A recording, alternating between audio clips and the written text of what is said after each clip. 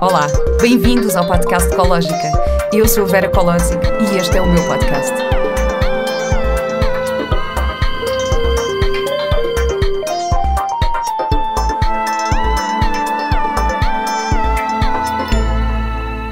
Olá e bem-vindos a mais um episódio do podcast Ecológica. Para quem ainda não sabe, temos agora as Ecológica Experiences e é já em junho que vai acontecer o retiro Viver Sem Ansiedade, Yoga e Medicina Integrativa. A pandemia trouxe-nos várias coisas maravilhosas no online, trouxe-nos aqui outras formas de comunicar com outras pessoas. No entanto, eu confesso que eu já estava com muitas saudades de estar com pessoas, das partilhas de grupo, dos abraços e destas coisas todas maravilhosas que estes encontros nos trazem. Por isso eu estou mesmo muito feliz por estar a organizar este retiro. O retiro Viver Sem Ansiedade será de 19 a 12 de junho no Val do Recim Eco Resort em Gouveia, num sítio maravilhoso, rodeado por natureza, com todo um programa comigo, com a professora de yoga Leonor Buzágulo e com a médica de medicina integrativa Ana Moreira, ambas formadoras na minha plataforma. Ainda vão tempo de se inscreverem no site ecologica.com, na secção Ecológica Experiences. Podem consultar todo o programa, ver as nossas ofertas especiais, ver as condições de alojamento e, em caso de alguma dúvida, podem sempre enviar-nos um e-mail para info@ecologica.com. Retiro de Yoga e Saúde Integrativa para Viver Sem Ansiedade. Esta experiência inclui uma série de ofertas, por isso vão lá ver no site. O yoga é uma ferramenta muito importante e muito poderosa para a regulação das emoções e é exatamente sobre isso que eu vou falar hoje com a minha convidada Inês Aires. A Inês é engenheira do ambiente, colaborou com diversos projetos de sustentabilidade, viveu na Amazónia e é cofundadora da Zero Waste Lab com Ana Salcedo, que também já esteve neste podcast. Estudou yoga na Índia e Estados Unidos e ensina desde 2005. É a criadora do jogo para crianças My Yoga, que o Mateus tem, e é promotora do Prison Yoga Project em Portugal. Inês é uma especialista da sustentabilidade interior e exterior. Olá, Inês. Olá, Vera. Estou muito boa estar aqui contigo. É tão engraçado porque nós só nos tínhamos cruzado uma vez, eu acho, mas temos imensas pessoas em comum e tantas vezes eu estou a falar com pessoas sobre vários assuntos e dizem, mas já falaste com a Inês Aires? Ou já convidaste a Inês Aires? Não, como é que não? Portanto, estou mesmo muito feliz por te ter aqui hoje. Obrigada. E é a melhor altura para vir. Sim, mesmo. E ainda por cima, porque eu vi o teu projeto do Prison Yoga e eu achei maravilhoso e achei isto é mesmo a altura perfeita porque eu quero muito saber mais sobre isto e poder falar sobre isto. Em que é que consiste este projeto? Então, este projeto começou, a sementinha foi colocada há 4 anos, quando eu tive uma epifania em Moscovo de que tinha que levar o yoga e a meditação para as prisões em Portugal. Foi assim um download. E na altura eu reajo muito rápido às mensagens que me chegam e pus um post no Facebook a perguntar se os meus amigos conheciam alguém no sistema prisional. E tive logo uma resposta de um amigo em privado a dizer-me: a ministra é minha aluna, o que é que precisa? Uau! E eu disse, eu só queria que lhe fizesse chegar uma página. Então escrevi uma página de proposta do projeto para enviar na altura, Ministra da Justiça, a doutora Francisca Van Dunen. E logo a seguir, quando voltei da Rússia, o TEDxPorto tinha lançado um concurso de ideias de cidadãos para melhorar a sociedade. E eu pensei, olha, tenho que mandar para aqui a ideia também. E mandei para o TEDxPorto. E ganhei, eram 49 projetos. E eu ganhei e apresentei na Casa da Música, que foi uma coisa muito... eu estou arrepiada, juro-te. Estou a ficar arrepiada com esta história, tipo, é maravilhoso. Sim, apresentei na Casa da Música a ideia toda, que já era consistente. Eu já tinha estudado bastante projetos internacionais, nomeadamente o Prison Yoga Project nos Estados Unidos, que tem 20 anos e foi fundado pelo James Fox. E que tudo começou a partir daí. Eu já tinha um videozinho do TEDx, já podia mostrar o que é que gostava de fazer, o que é que pretendíamos fazer. Conseguimos uma reunião com a doutora Francisca Van Dunen no Ministério da Justiça e ela deu-nos o ok. E o que é que vocês pretendem fazer? Então, é aulas de yoga na prisão? É formar os prisioneiros? Temos muitas ideias. Quais são as vossas ideias? O projeto já começou, já arrancámos com as aulas em Sintra. Temos 6 prisões piloto. Por isso, Sintra, Linhó, Lisboa, Santa Cruz do Bispo, Val de Sousa e Coimbra. São as prisões que os diretores abriram logo as portas a dizer que querem entrar no piloto. Estamos a formar 23 professores em Prison Yoga, que é um tipo de uma linha, que é uma especialização para professores de yoga, que aborda o trauma, é chamado Trauma Informed Yoga. Então é para pessoas que sofrem e que está diagnosticado ou que é uma realidade viverem o trauma e reagirem a partir daí. Estamos a falar de reclusos, falamos de refugiados, militares, ex-militares, pessoas que vivem em post-traumatic stress responses. Isso quer dizer que uma pessoa com trauma não pode praticar qualquer tipo de yoga? Existem algumas contraindicações, por isso é que todo e qualquer professor de yoga, quando começa uma aula, deve perguntar à sua turma, se não os conhece, se tem alguma contraindicação, nomeadamente a nível de coração, a nível de pressão cardíaca, que pode levar a situações de nervos. Se fizermos uma postura que nos vai engage, ou seja, comprometer ou levar a muita força ou uma pressão interna muito grande, pode fazer alguns disparos, triggers, e pode não ser tão benéfico. Por isso é importante termos uma ideia do diagnóstico da nossa turma. Claro. Existem posturas que são contraindicadas para determinadas situações. Pois, é mesmo. Nós na plataforma, na ecologica.com, temos o curso de Yoga para a Ansiedade pela Leonor Busago. E também as práticas dela são específicas e direcionadas para pessoas que sofrem de ansiedade. Ou seja, imagina os pranayamas, não é? As respirações. Claro que não vamos fazer aquelas respirações mais ativas, não é? As plásticas, exato, não vamos fazer isso. E então vamos fazer Nadi Shodhana, as respirações para acalmar. Portanto, o curso dela também está todo estruturado para isso, não é? Portanto, é isso que ela ensina. E, portanto, o programa que tu também estás a levar para as prisões tem que ter isso em conta. Tem, sem dúvida. É para o trauma. Aliás, o que nós queremos é que eles ganhem, através do yoga, ferramentas que os ajudam a sair de situações estressantes. Ou que os vão causar ter reações que não são conscientes e que muitas vezes levam a cometer atos criminosos.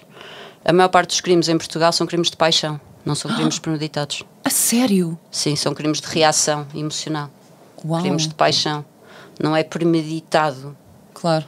Então nós temos que olhar para isso. Mas é uma realidade. Isso é específico do nosso país? Ou quer dizer, tu também já estudaste outros sistemas prisionais? Do nosso país, sem dúvida. Dos Estados Unidos, já é meio-meio. É um sistema um bocado mais complicado e tem um universo muito grande. Nós temos cerca, neste momento, de quase 13 mil presos no nosso sistema prisional. Ou seja, é um sistema... São 49 estabelecimentos prisionais. Mas comparado com os Estados Unidos, estamos a falar de um universo de 2,5 milhões. Pois. Então, lá há de tudo, e além de também o sistema ser gerido de formas diferentes. Claro.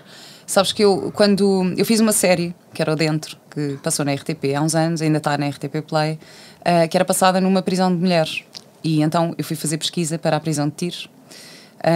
E fui lá passar um dia e depois também conheci algumas reclusas. E uma das coisas que mais me impressionou foi os passeios, o tempo livre.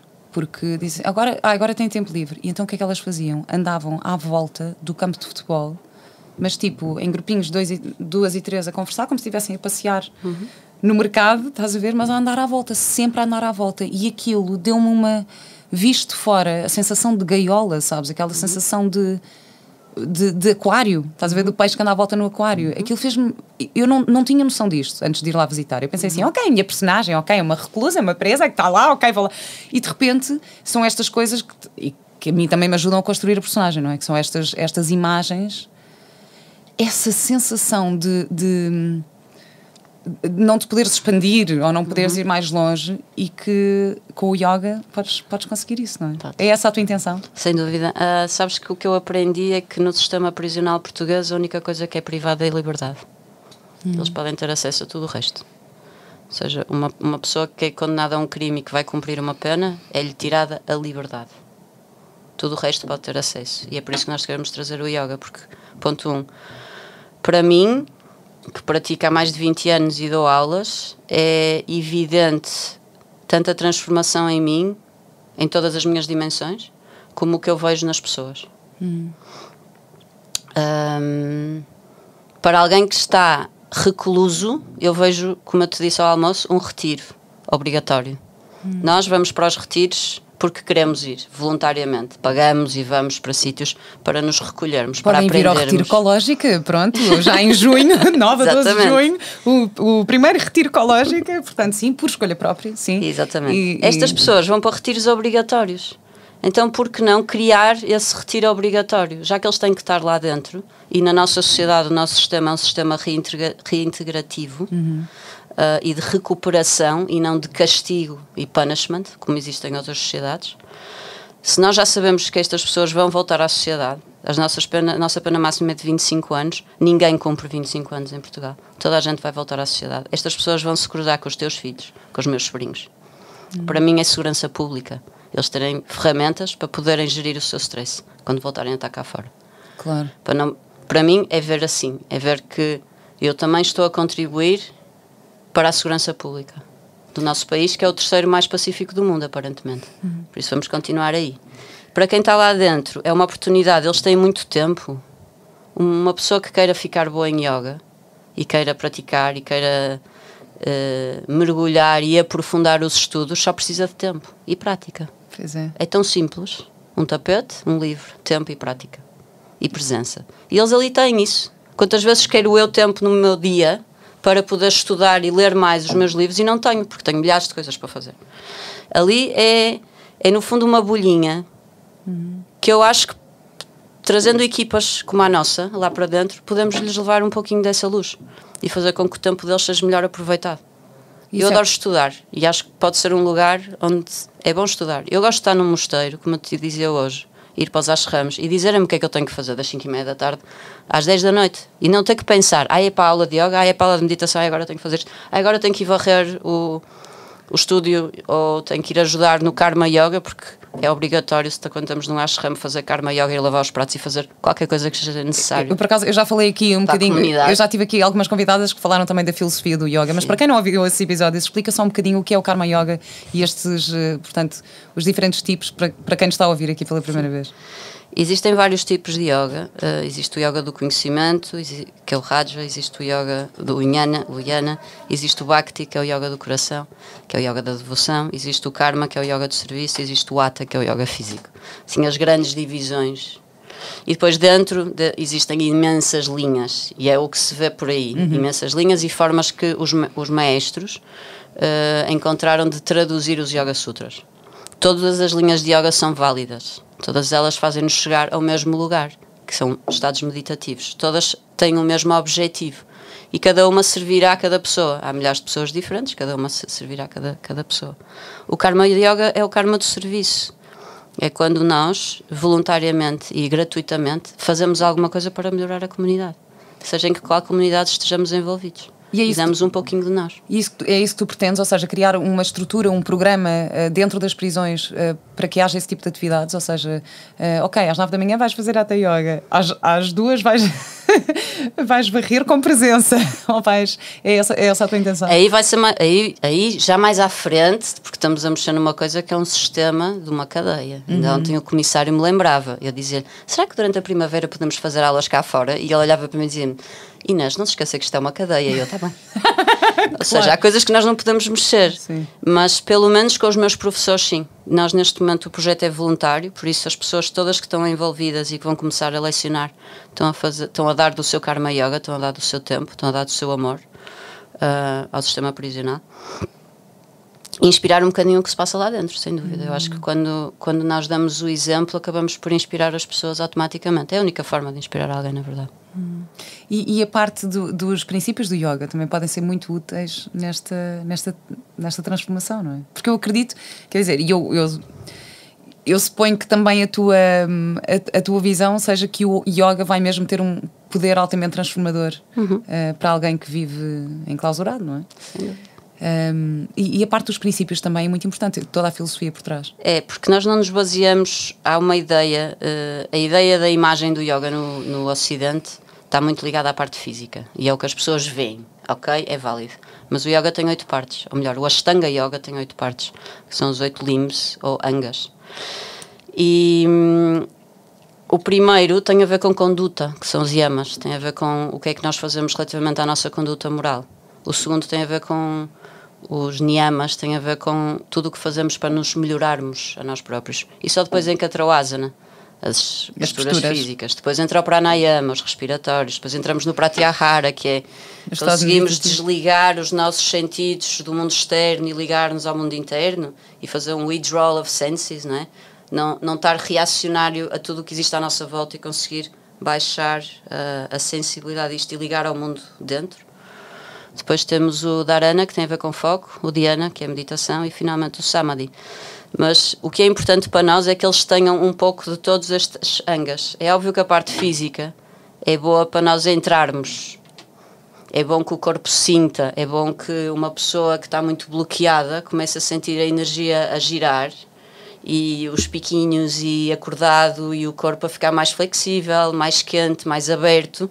Tudo isto relaxa-nos e retira-nos imensa tensão. E eu acho que a partir por essa entrada, e tem sido sempre a maneira como eu tenho entrado com as minhas turmas, e é assim que eu ensino, é pela parte física. Eu primeiro mato-os fisicamente, assim eles abrem. A Inês fez aqui umas aspas com os dedos, só para deixar esclarecido, como isto é em áudio, a Inês fez assim. E no fundo vais lá cortar as capas, não é? A parte física vai nos ajudar a tirar as capas que nós vamos construindo como camadas em frente ao nosso coração, e depois a partir daí já consegues entrar muito mais no coração. Ai, que bonito, adorei isso. Ou seja, a parte física é isso que o yoga faz, vai tirando as capas. Isso é lindo, claro. Nós não estamos aqui para fazer acrobacias nem posturas, que é lindíssimo, atenção, é lindíssimo. O yoga serve para criar espaço onde o espaço não existe. É verdade. Tirar e dissolver, já dizia a filha do Iyengar, Indira Iyengar, dissolver as camadas que nós construímos à volta do nosso coração, da vida toda. É o que nos faz ficar mais duros. Pois é. O que nos desconecta do nosso centro, do nosso espírito. E o asana é brutal nisso. E é engraçado aqui os yamas e niyamas, não é? Portanto, estes princípios que tens a não violência, o não roubar, pronto, assim, não mentir, portanto, isto também está... não matar. Está tudo relacionado com estas pessoas. E é muito engraçado, a minha professora de yoga, a Leonor, que vai estar agora também no retiro connosco, ela... No início, quando começou a aprender yoga, quando tinha para aí, sei lá, 17 anos ou não sei o quê, e lhe apresentaram os yamas e niyamas, ela disse: não, mas eu já faço todos, eu já pratico todos, então pronto, eu não roubo, eu não sei o quê. E o professor dela disse assim: olha, Leonor, tu chegas atrasada todas as aulas, estás a roubar o meu tempo. E de repente caiu-lhe a ficha e pensou: pois é verdade, se calhar não estou a praticar assim tão bem. É verdade. E é muito engraçado às vezes refletir mesmo sobre esses mesmos princípios, não é? Sem dúvida. Se estamos de facto a não violência coerentes, se estamos a ser, sim, a não violência, por exemplo, a violência não é só física, há violência emocional e violência psicológica, e às vezes nós somos praticantes disso e não temos consciência disso. Portanto, é muito bom de repente dar aquele passo atrás e refletir um bocadinho. Check-up. Exatamente. Uma das minhas professoras de yoga dizia-nos, isto na altura que eu também comecei a praticar, quem é que vocês são quando saem do estúdio? Falam ao arrumador de carros, cumprimentam o porteiro da garagem. Como é que tratam a vossa empregada? Claro. Como é que reagem, não é? Claro. Porque se tudo isso não for yoga, então não vais aqui fazer nada. Claro. Isso mudou. O que é que mudou na tua vida quando o yoga entrou na tua vida? O yoga ajudou-me. O yoga entrou na minha vida quando eu comecei a estudar engenharia. E o meu curso era super demanding, não é? Super exigente. E ajudou-me a focar-me, porque eu era super aérea e tinha imensa dificuldade em concentrar-me. Ajudou-me a focar, e eu venho de uma família grande, tenho 7 irmãos e sou a número 7. Então também havia aquela necessidade de I need to be heard, I need to be seen, I need to be this. E a minha personalidade sempre foi muito impulsiva. Eu tenho muito fogo dentro de mim, muito reacional. E o yoga começou-me a ajudar a ver isso, a olhar para isso.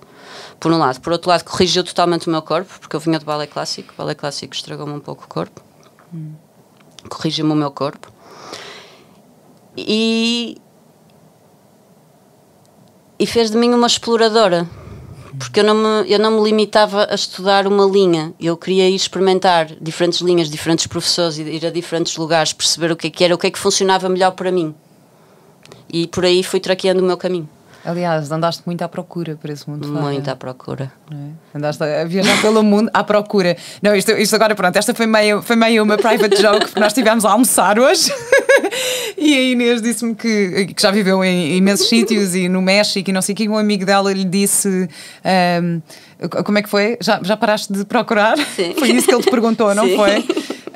O que é engraçado, porque eu às vezes também, esta coisa das viagens, sabes? De, ok, eu também adoro viajar e estar fora e não sei o quê.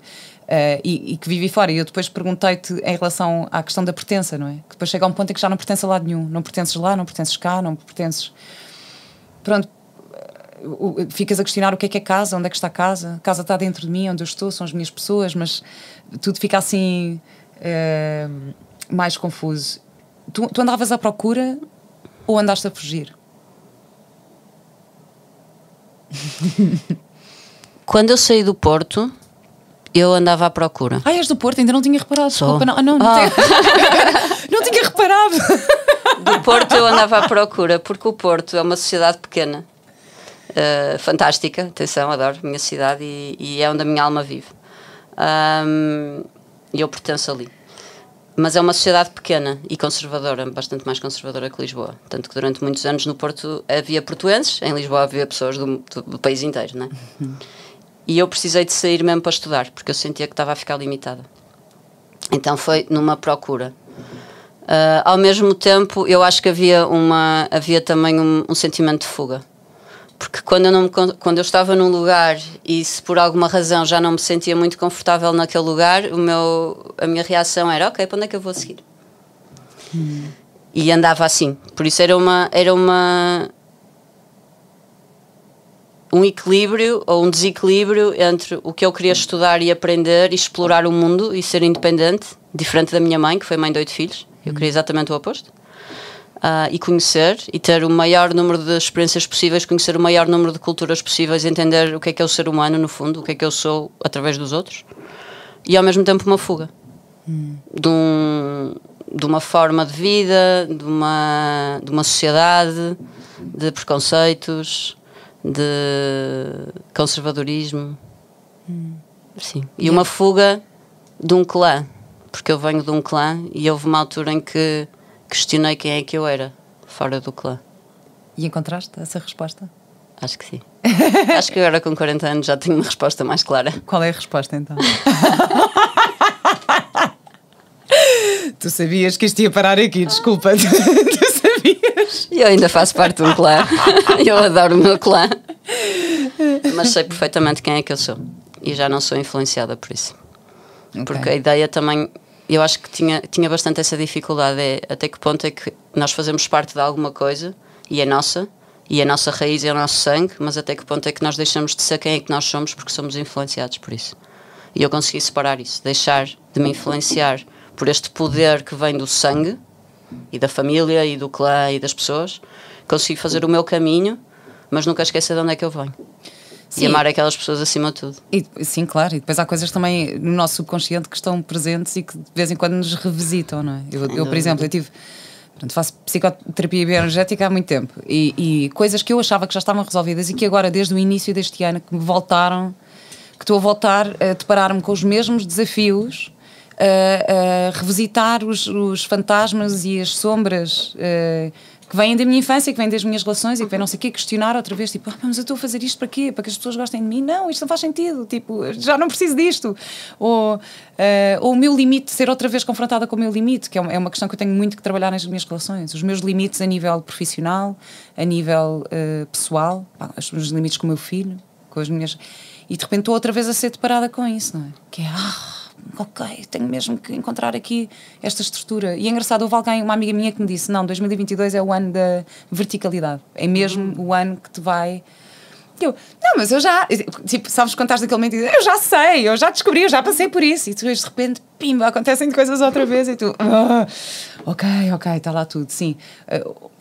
Ou seja, estou a voltar a isso tudo outra vez, não é? Que chega a um ponto em que tu achas, ok, não, agora sim, agora estou-me a sentir estou-me a sentir congruente, estou-me a sentir inteira e de repente vem alguma coisa que te move outra vez e voltas a sítios que tu se calhar achavas que já estavam resolvidos e afinal ainda há mais qualquer coisa para resolver, há sempre mais qualquer coisa. Há sempre mais qualquer coisa. É como isto, estavas a dizer que és uma exploradora e gostas de estudar muito e não sei o quê. Eu também adoro estudar e isto é incrível, porque quando levantas o véu, depois de repente São fratais. é mais uma coisa, mais uma coisa, mais uma coisa, mais uma coisa, mais...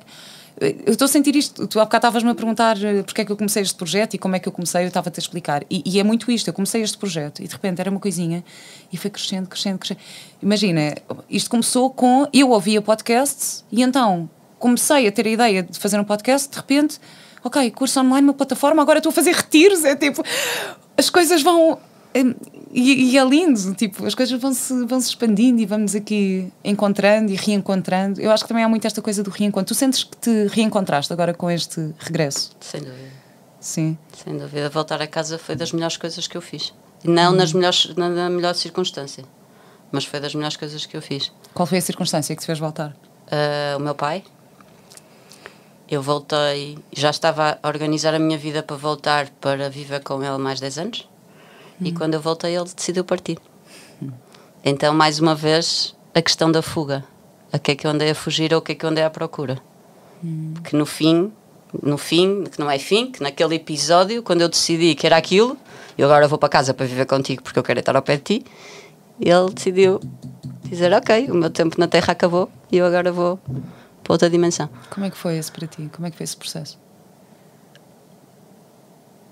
Altamente transformador. A morte é altamente transformadora. Põe-nos tudo em perspectiva. E ajuda a que morram partes de nós também que precisam de morrer. Para nós crescermos. Arrependes-te de não ter estado cá? Durante o tempo que não estive perto dele, uma parte de mim sim, outra parte de mim não. Porque eu sei que ele sabia que era o meu caminho. E que eu cá também não ia estar feliz. Porque... quando passava muito tempo cá e já não conseguia ir nas minhas explorações, começava a ficar ansiosa. Ele conhecia-me muito bem. Por isso, está tudo certo. Está tudo certo. Está é tudo mesmo. certo. A vida sabe o que faz, assim, o universo sabe o que faz, o que vem. É sempre a pergunta que eu faço, não é? Quando há um desafio assim, o que é que eu ainda tenho a aprender com isto? O que é que eu tenho a aprender com isto? Onde é que isto me vai levar? Como é que isto me vai construir ainda mais? Como é que isto me vai ajudar a ser uma pessoa melhor? Eu penso muito nestas coisas. E eu acho que quando eles vão, nós herdamos parte da energia deles. Então eu fiquei com a energia. O meu pai era carneiro, era médico, era um iniciador, uma pessoa que arriscava e trouxe a cirurgia a laser para Portugal no tratamento do cancro da laringe e da faringe, e foi um dos instaladores do IPO do Porto. Por isso tem uma carreira médica incrível, mas acima de tudo atirava-se para a vida e ia com as coisas, e eu acho que herdei isso dele. E este projeto tem sido isso, o projeto das prisões tem sido isso, sem dúvida, e as outras coisas que eu faço na minha vida também, que muitas vezes eu ouço à volta, ai, és maluca, vais-te meter aí, ai, não sei o que, não sei o que mais, e começas, sabes, e tu começas a questionar, mas há algo dentro de ti que no matter what, is that tens que ir por ali. Exatamente, é lindo, e é tão bom quando sentes que estás a viver algo. Eu às vezes sinto isso, não é? Que há algumas coisas que eu faço e penso assim, meu pai ia ficar orgulhoso disto, estás a ver, e é tão bom. Ele está. Eu sei que está, mas de repente emociona-me assim às vezes a pensar nisso, assim, foda. Agora que estás aí a ver isto, que bom, obrigada por estás aí comigo. Eles só mudaram de dimensão. É mesmo incrível. E olha, foi interessante, estás a falar de energia, não é? Falaste aí de energia também do teu pai e de como se herda isto. E tu trabalhaste muito com energias renováveis também, não é? E eu gosto muito desta palavra, energia. Às vezes quando falamos nesta palavra parece que estamos a falar de uma coisa esotérica, de uma coisa, pronto, não, mas sabes o que é que eu estou a dizer, não é? Lá vem os outros das energias e do não sei quê. As pessoas às vezes acham que é um conceito abstrato. Como é que tu defines energia? Energia é físico, é uma equação. Existe em todo lado. Se não existisse energia, não estava aqui sentada contigo com estes aparelhos todos, que está a ser dirigida para este fim. Energia existe. Energia não tem uma qualidade negativa nem positiva. É energia. Depois é através do veículo por onde ela se manifesta. Se tiver um veículo de alta vibração, a energia vai se manifestar com alta vibração. Se tivermos um veículo de baixa vibração, ela vai se manifestar com baixa vibração. Mas isso é tudo matemática e física. O que é isso de vibração? Na física? Nós temos os comprimentos de ondas e as frequências energéticas. Como é que uma onda energética se comporta e qual é a sua frequência? O comprimento de onda é a energia Se vimos uma linha, é mesmo uma onda que anda, e nós temos comprimentos de ondas curtos e comprimentos de ondas longos. Ondas de rádio, ondas de televisão, tudo isto são ondas que nós não vemos, mas elas andam aí. E depois temos a frequência, que é outra forma de medir a energia, como é que a frequência dela. E depois temos altas frequências e baixas frequências. É muito fácil de entender isto com o espectro do visível. Nós vemos entre um espectro do visível que está delimitado por cores. Vemos da frequência do vermelho à frequência do roxo. Depois há frequências que nós já não vemos, as ondas gama, as ondas raio-x, as ondas delta, as micro-ondas. Isso já não são ondas que sejam visíveis no espectro do nosso visível. As ondas mais baixas são as ondas de cor vermelho, laranja, preto não é uma cor, é uma ausência de cor, mas essas ondas mais escuras têm vibrações mais baixas. As ondas mais próximas do roxo, dos azuis, são ondas de vibração mais alta. E é muito interessante ver isto, porque isto é o espectro do visível provado fisicamente e tem tudo medições. Como é que os antigos místicos encaixaram isto, por exemplo, nos centros energéticos que regulam a energia do nosso corpo. Então nós temos centros energéticos, os chakras, que regulam a parte energética do nosso corpo e que estão ligados a determinados órgãos e que têm uma correlação direta com o espectro do visível e com as cores. Os chakras estão estudados fisicamente? Porque há muita gente que também acha, os chakras, lá vem o pessoal dos chakras, dos esotéricos. Não te consigo responder a isso. É mesmo curiosidade. E outra coisa que eu achei interessante, estavas aqui a falar das ondas e de repente vem-me isto à cabeça. Nós às vezes, quando há uma pessoa que nós gostamos, dizemos, epá, aquela pessoa é super boa onda, é muita boa onda. E eu tinha pensado sempre nesta expressão como onda do mar. Nunca tinha pensado como onda de energia. Pá, pronto, se vou eu, pronto, às vezes não te lembras destas coisas, mas claro que quando eu digo alguém é boa onda ou alguém é má onda, é isto. É a energia. É a energia. Claro, não tem nada a ver com as ondas do mar. Eu achava isto. E o que é para ti boa energia?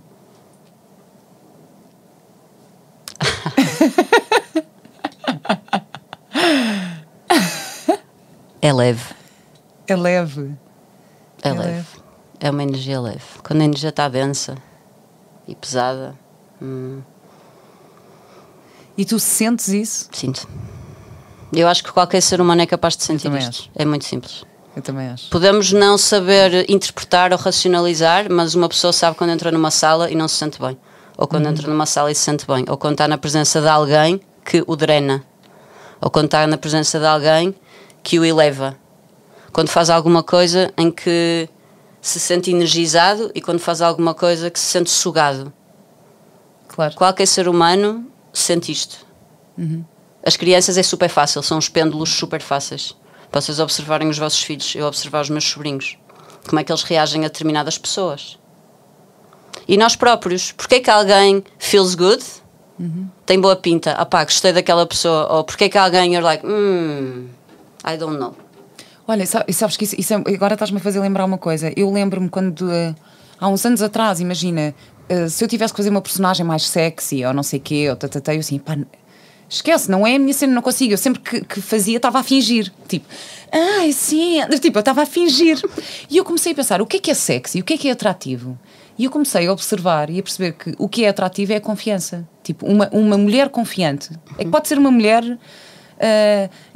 sem mamas, ou tipo, sem curvas, ou até, estás a ver, até pode ser uma mulher que aparentemente não é assim uma toda boa zona e whatever. Mas se for confiante, há qualquer coisa que é super atrativo nesta confiança.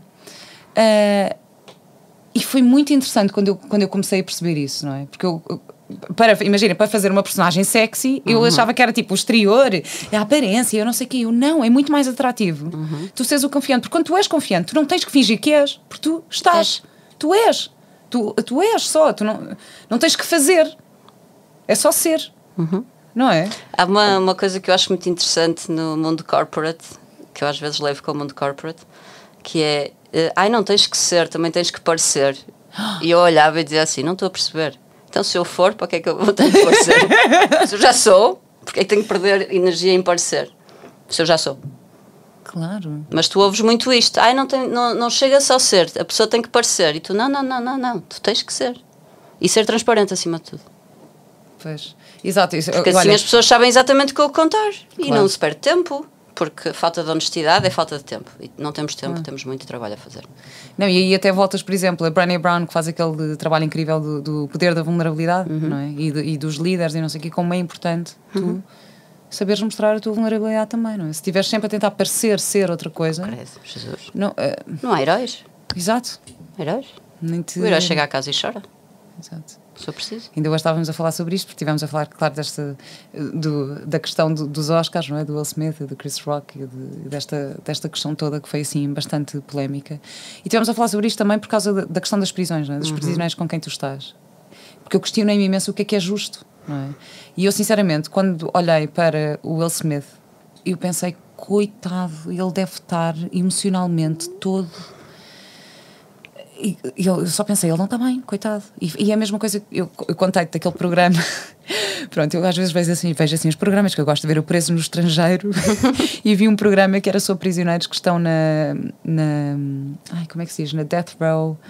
Nos Estados Unidos, ou seja, estão... Corredor da Morte. No Corredor da Morte, exatamente, para a pena de morte. E fizeram um documentário sobre estes prisioneiros e um deles tinha esfaqueado padrasto e madrasta, assim, uma coisa horrorosa, mas de repente vão investigar a vida dele e ele teve uma infância terrível, tinha estado no orfanato, depois foi abandonado, foi deixado na rua, aos 5 anos vivia sozinho na rua, depois foi adotado por uma família que passado 6 meses o devolveu, depois teve outra vez no orfanato, depois foi adotado por um homem que abusava dele sexualmente, depois... Portanto, assim, uma história completamente cheia de traumas, não é? Trauma, que era aquilo que estavas a falar há bocado. E eu consegui mesmo colocar-me no lugar dele. Estás a ver? Eu acho que esta coisa do certo e do errado, às vezes é uma linha muito fina, uma linha tão tenue, não é? Sim. E, por exemplo, olha, voltando aqui ao yoga, aos princípios do yoga, o certo e o errado, o bem e o mal, há definições para isto? Não.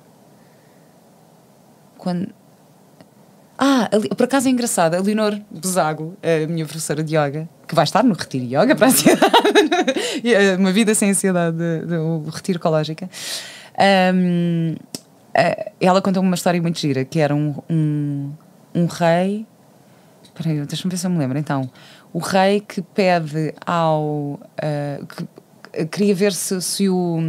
como é que se chama? O servente, não é o servente, o ministro dele, disse ao ministro, vou guardar a minha moeda de ouro no cofre, não sei aonde, pronto. E no dia seguinte a moeda desapareceu.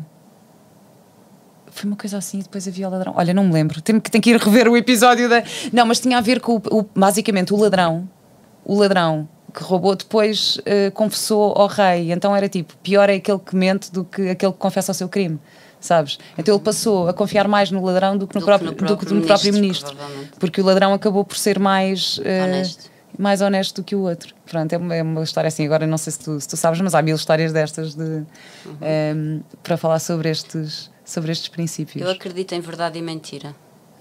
Não acredito tanto no bem e no mal. Acho que todos temos bem e todos temos mal.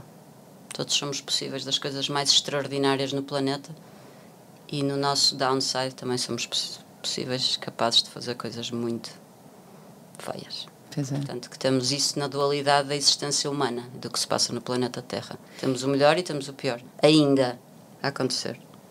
Temos o melhor para elevar o potencial do ser humano e ao mesmo tempo ainda temos escravidão no século XXI. Por isso, isto é a dualidade da dimensão em que nós vivemos. Claro. Eu acredito na verdade e acredito na mentira. Mesmo assim, às vezes a minha verdade pode ser a tua mentira, ou a tua verdade pode ser a minha mentira.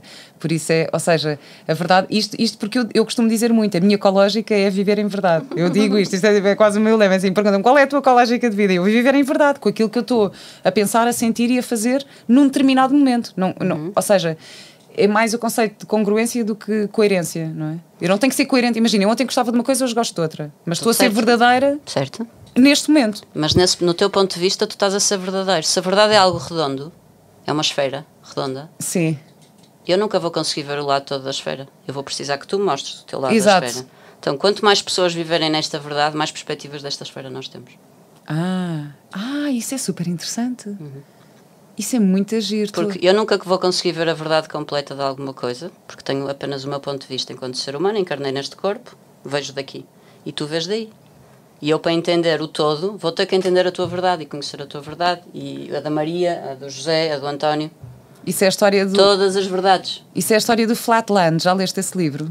O meu irmão falou muito bem desse livro. Não, então, o Flatland é um livro passado a 2 dimensões. Então, o que é que acontece? Há o quadrado, o paralelepípedo, o círculo, pronto. E há um momento em que há um que vê um círculo pequenino a ficar cada vez maior, maior, maior, maior, maior, e depois vai encolhendo, encolhendo, encolhendo, encolhendo, encolhendo e desaparece. E ele... Há mais para além desta dimensão. Tipo, existe uma dimensão. Então isto foi o quê? Foi uma esfera que atravessou o plano a 2 dimensões. Planisfério. Exatamente. Então como a esfera atravessa o plano, a perspectiva que tem é do círculo, mas na verdade é uma esfera. Exatamente. Bem, eu adorei essa tua da esfera da verdade, é incrível mesmo. E sim, eu por acaso também gosto muito de acreditar nisso, e eu também gosto de acreditar que cada um faz o melhor que pode com os recursos que tem, não é? Que é um bocadinho aquela... Sabes, aquela coisa sim, do bem e do mal, ou seja, ok, se alguma pessoa faz mal, entre aspas, é porque provavelmente foi o melhor que ela soube fazer de acordo com a sua história, de acordo com os seus condicionantes. Exatamente. Olha o que está no death row e matou. Exatamente. E tu agora, se calhar, nas prisões também te vais deparar com algumas situações desse género. Sem dúvida. Sim. Como é que está a correr? Muito bem. Sim. Tem sido as turmas mais presentes que em 15 anos de dar aulas, ou 16, ou 17. Eu sinto. Eles estão lá, mesmo. Lindo. Total atenção, total presença. Tipo... como me vêm agradecer no fim das aulas, é lindo. É lindo. E para mim, no meu percurso, o yoga ou passava a ser uma coisa social ou eu reformava-me. Basicamente. Como assim? Já fiz tudo o que tenho. Acho que já não queria dar mais aulas de estúdio, já estou cansada de dar aulas de estúdio, foi muitos anos. Formação de professores sim, retiros sim, coisas assim mais intensas gosto, porque são mergulhos mais profundos e podemos levar as pessoas para sítios mais interessantes. Sim, mas já não, o dia-a-dia do professor de yoga eu já não estava... É espaço para dar aos novos. É tempo deles fazerem isso. Por isso o yoga para mim eu passava a ser algo social, ter uma componente social forte, ou então eu ia me reformar. Reformar no sentido, já... Como é que isto apareceu na tua vida? Ou seja, na história da tua família já alguém praticava? Como é que surgiu esse interesse? Do yoga? Sim. Não, eu acho que eu noutra vida fui um yogi, porque desde os 4 anos que eu faço a postura do lótus. A sério? Sim. E eu fiz balé clássico, por isso tenho uma capacidade física interessante para a flexibilidade. E depois foi tipo, eu fazia muito desporto, o meu corpo estava a começar a ficar um bocadinho, vamos dizer, masculinizado. E um dia um dos meus melhores amigos, com quem eu treino wakeboard há anos, disse-me: "E aí, Inês, estás a ficar um V?" Eu estava a tirar o fato no barco. E aquilo deu-me um ring a bell, tipo, o que é que eu estou a fazer? Porquê é que eu estou a pôr peso em cima do meu corpo? Eu tenho é que saber lidar com o meu corpo com o peso que ele tem. E aí tinha 18, 19 anos. Chegou uma professora de yoga de vinda da Índia ao ginásio onde eu treinava. Foi literalmente assim. E eu apaixonei-me por ela. Comecei a fazer aulas com ela. Ela vinha do Ashtanga. E então o Ashtanga, como é uma linha muito física e muito powerful, e batia certinho com a minha personalidade e dava-me coças, eu saí de lá trabalhada, foi amor à primeira vista. E a partir daí deixei tudo o resto e passei só a fazer yoga. Sabes uma coisa, eu também pratico yoga todos os dias e sou muito da ação também, eu tipo, vai, faz, e eu fiz um retiro de silêncio com a Sara Montes há umas semanas, foi em janeiro, fiz um retiro de silêncio e fizemos yin yoga, que é aquele yoga muito mais suave. Por acaso também faz parte do programa no Retiro Ecológica.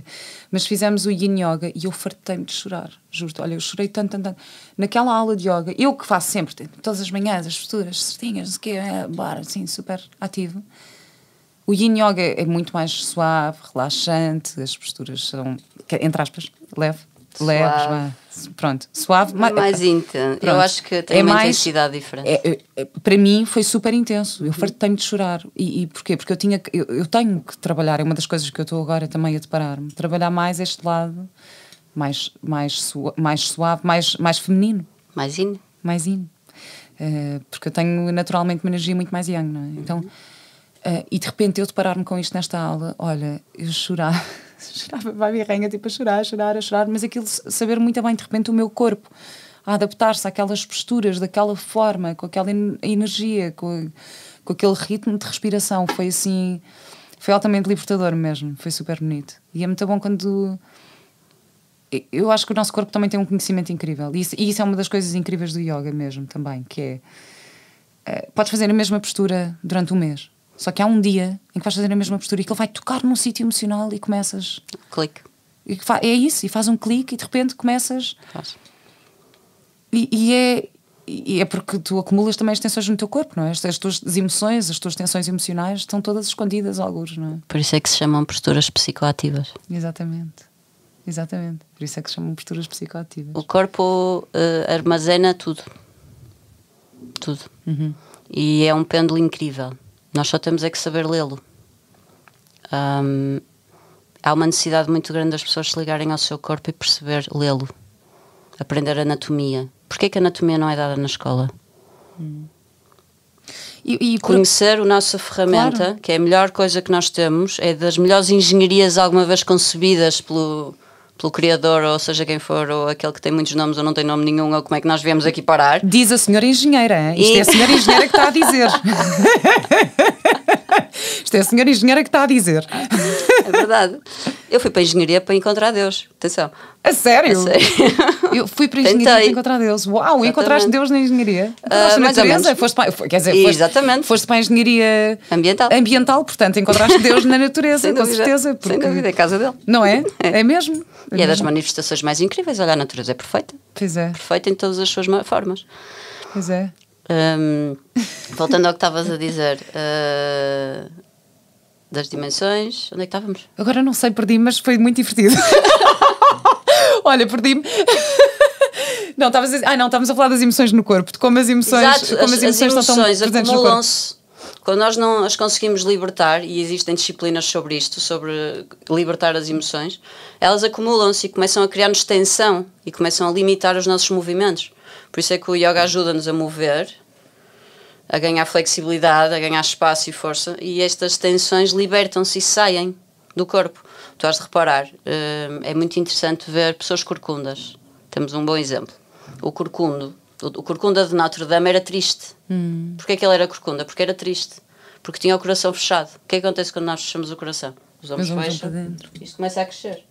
Estamos fechados ao mundo. Então, o nosso corpo, eu faço bodywork e adoro trabalhar corpos. Se nós olharmos com atenção para o corpo de uma pessoa, nós conseguimos ler a pessoa. Onde é que ela acumula tensão, porque é que ela está assim, porque é que ela está assado. Pois é. Em determinadas zonas do corpo nós acumulamos determinado tipo de emoções. E qual é a tua opinião sobre as aulas de grupo? Porque uma vez fui a um terapeuta que me disse: a mim não me apanham em aulas de grupo porque vamos todos para lá limpar e depois levas com a porcaria dos outros. E eu por acaso gosto imenso de fazer aulas de grupo. Qual é a tua opinião sobre isto? Ou seja, quando estás numa aula de grupo de yoga, por exemplo, e que estás a libertar as tuas tensões ou as tuas partes, sei lá, menos positivas, achas que isso pode influenciar de uma forma menos positiva o grupo ou as pessoas que estão à volta? O yoga é uma prática pessoal e privada. 2, fazemos-las em grupo. Mas nós estamos lá para nós. Não estamos a olhar para a pessoa que está ao lado. Estamos focados na nossa energia e não na energia que está ao lado. Eu acho que isso pode criar uma bolha de proteção, vamos lhe chamar. É muito importante as aulas de grupo porque eu acho que as pessoas automotivam-se também umas às outras e cria-se uma sense of belonging, comunidade, aumentamos o éter e levamos a tal vibração do espaço. Exato. Por exemplo. É super importante isso. É muito importante a prática pessoal, mas é bom entender que o yoga é algo para termos uma relação privada. Podemos fazer em grupo, mas nós estamos lá por nós, a fazer por nós. Mas também é bom conseguirmos influenciar os outros e estar com os outros. Claro.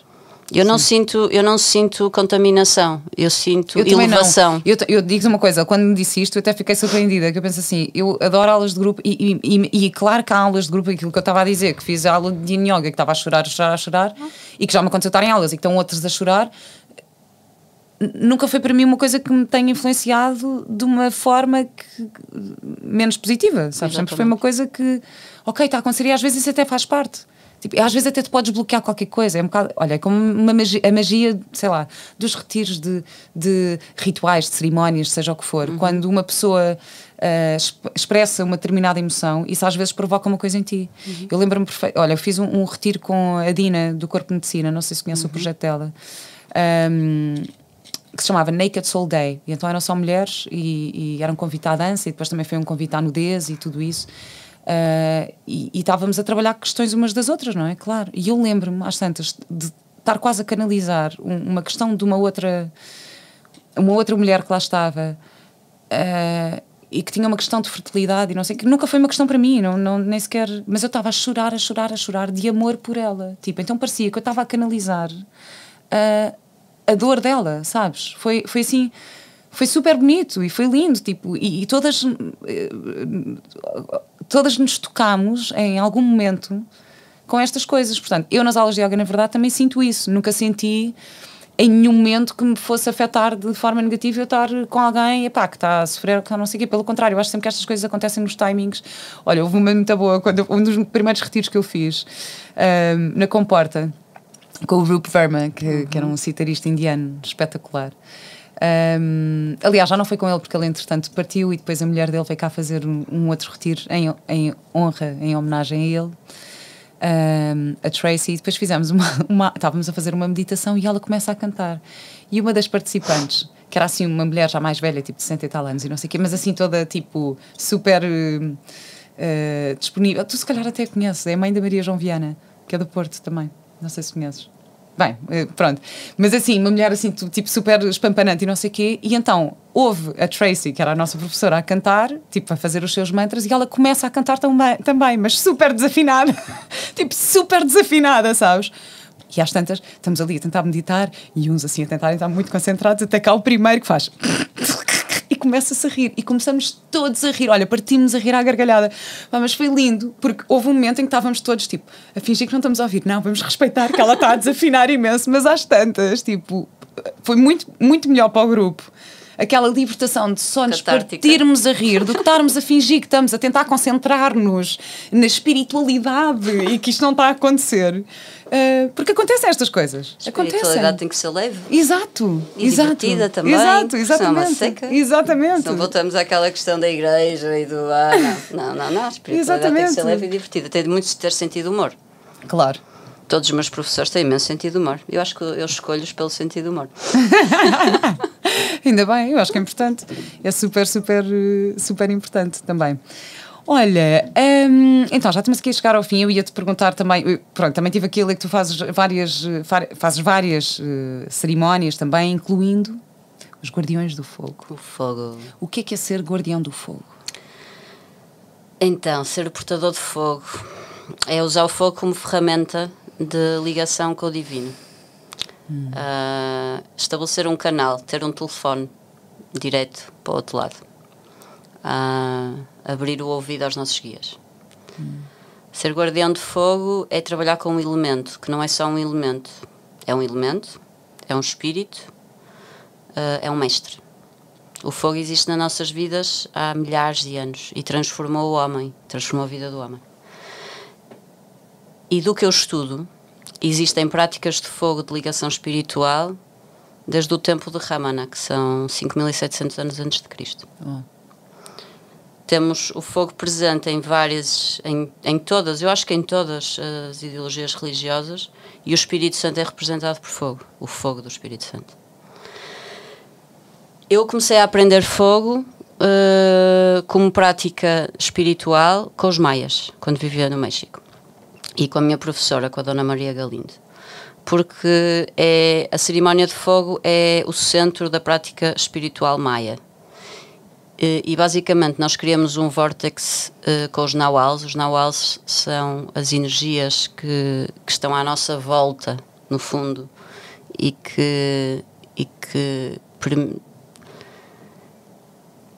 não é permitem, constituem, não sei, também não, colaboram, vamos dizer, colaboram em conjunto para a nossa existência nesta dimensão. Então, long story short, os maias têm uma forma de ver a vida, a sua cosmovisão. Eram excelentes arquitetos, eram os estudiosos das estrelas, e para o tempo em que eles viviam, o conhecimento que eles tinham era muito accurate. Todas as suas pirâmides são alinhadas precisamente, matematicamente, com os equinócios, com os solstícios, e eles tinham uma tradução muito interessante da posição do homem relativamente ao cosmos. A cerimónia maia é uma representação material desta cosmovisão, em que nós vamos chamar estas energias que existem nestas outras dimensões. E agora pronto, vamos entrar na parte um bocadinho mística ou esotérica, espiritual.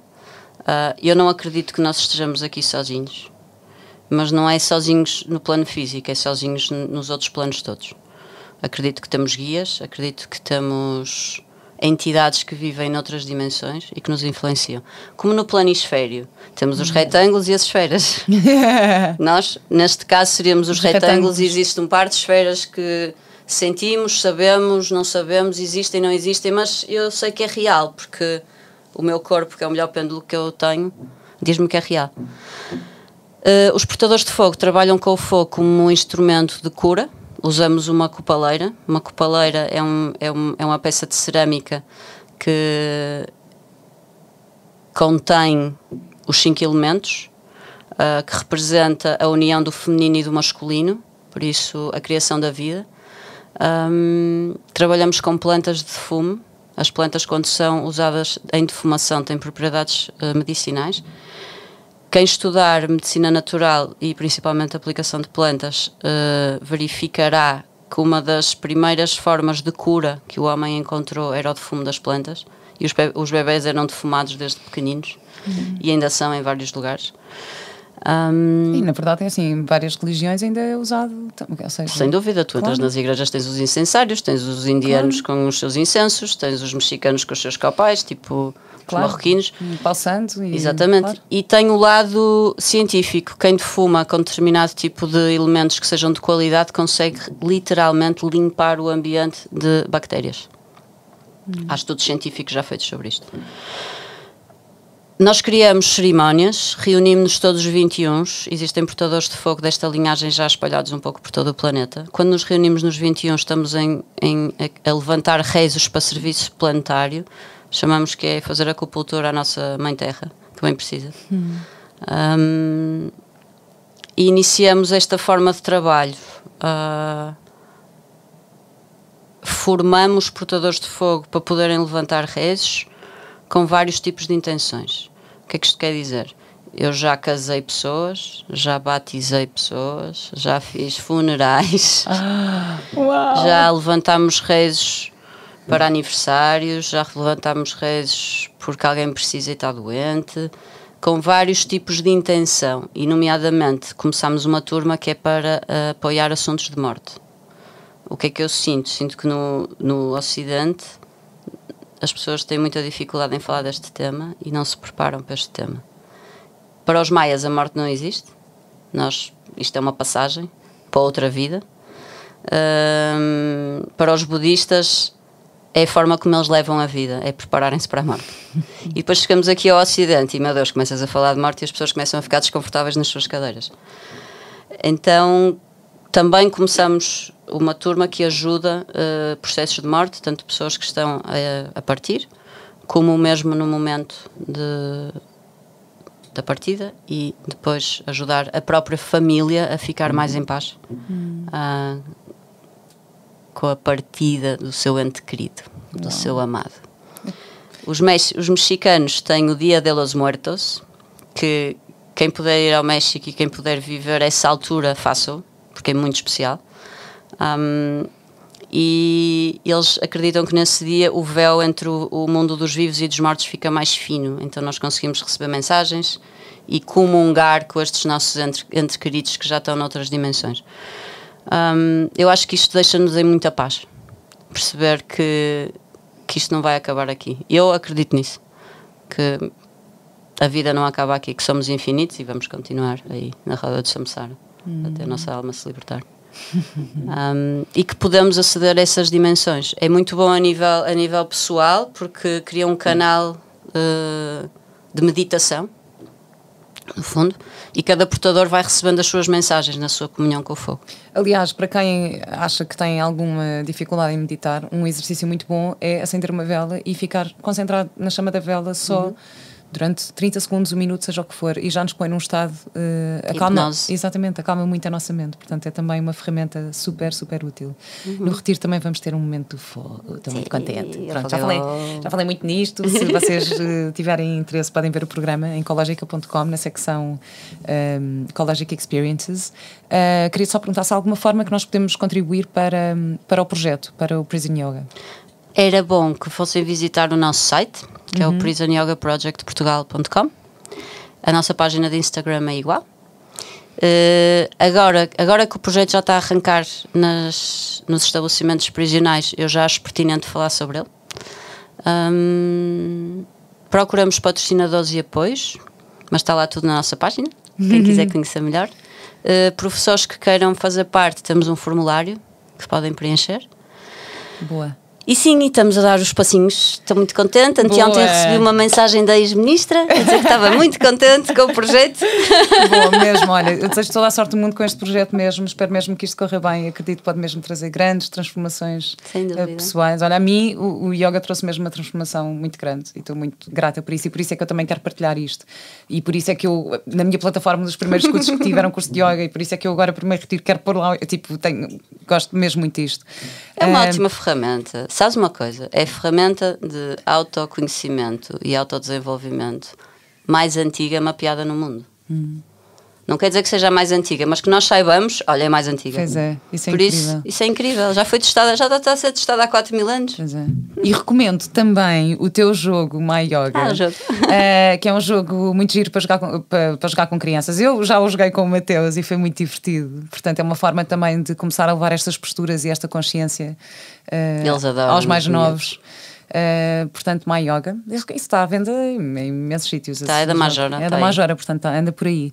E pronto, e agora a minha última pergunta, que é: qual é a tua ecológica de vida?